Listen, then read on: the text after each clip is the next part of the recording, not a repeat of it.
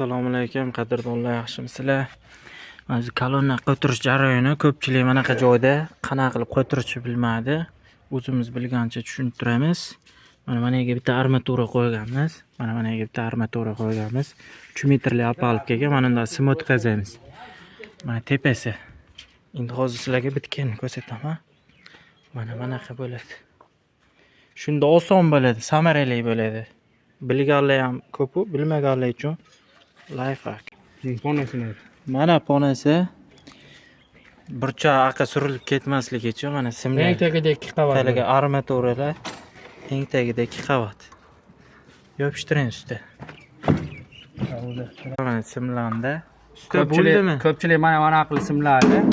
Lo'm tortganda mana bu aylanib yechilib surilib ketishi mumkin. Buni o'z yo'lini o'rgatamiz, qanaqa qilib simlash. Ko'rsating usti. Mana endi mana uni mana qilib orqasidan bir marta aylantirib olamiz. Bir marta yechilmasligi uchun. Mana o'tqasdan o'tdi. Mana qo'lim o'zida eshitdim. Yetaradi bu. Ko'pchilik bilmaydi, bilganlar ham bor. Endi bu surilmaydi, usti. Bu ochilmaydi, yechilmaydi. Mana. Endi yaqinlatib ko'rsataylik, to'xtang usti. Mana. Qadrdonlar, mana eshilgan sim surilib ketmaydi. Usta mana shundoq bo'lganimi endi? Ha, ko'pchilik bundoq qilib pona qo'yib qo'yadi. Agar 3 ta 4 ta taxtali bo'ladigan bo'lsa, manaqasi.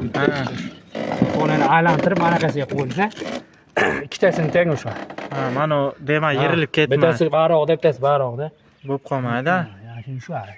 Mana shu bitgani bo'ladi, qadrdonlar. Mana qo'tirgan anaqamiz, xudo xolisa mana qattiq tortilgan.